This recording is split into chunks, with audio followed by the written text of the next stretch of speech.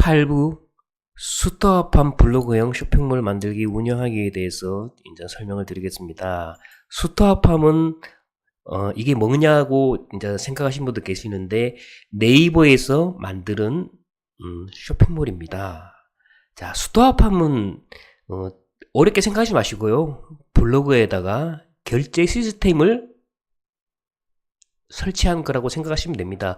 글 쓰는 거는 블로그하고 똑같습니다. 그리고 거의 검색에서 노출되는 부분이기 때문에 스토어팜 쇼핑몰은 블로그에서 플러스 결제 시스템이라, 그래서 여기 블로그 책에서 이거를 설명하고 있는 겁니다.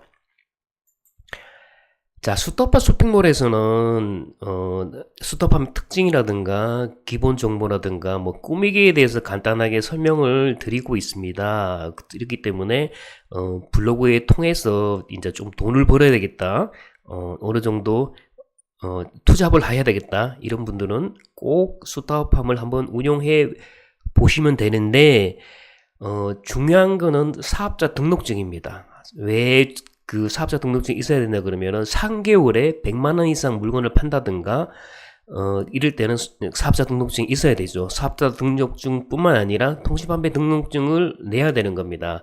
그리고 B2B 사이트에서 물건을 사기 위해서는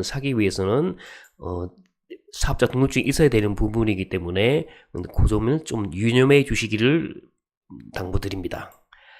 자, 수터팜에서 이제 물건을 팔아야 되는데 물건을 사야 될 거 아닙니까? 물건을 구해야 됩니다. 그래서 지금 같은 경우는 뭐 B2B 사이트, 도매 사이트들이 굉장히 많습니다. 뭐 10개에서 한 20개 정도 되는데 대표적인 것들을 설명해 드렸고요. 의류면 의류, 이제 그 일반적인 자파면 자파, 이런 거에 대해서 설명을 드렸습니다. 그래서 거기서 회원 가입을 하고 거기서 상품 기획에 대한 거를 어떻게 운영하는지를 해야 되는데, 문제는 팔리는 상품, 내가 타겟으로 하는 고객에게 팔릴 수 있는 상품을 선택하는 게 이제 되게 중요한 건데, 이거는 조금 운영을 해보시면서 경험을 하는 수밖에 없습니다.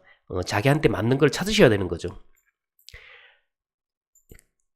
자, 그래서 스토어팜 운영 시 스토어팜에 대한 어떤 제품 등록하는 방법과 넣기 투데이 하는 방법, 그리고 분석하는 방법에 대해서 간단하게 설명을 드렸습니다.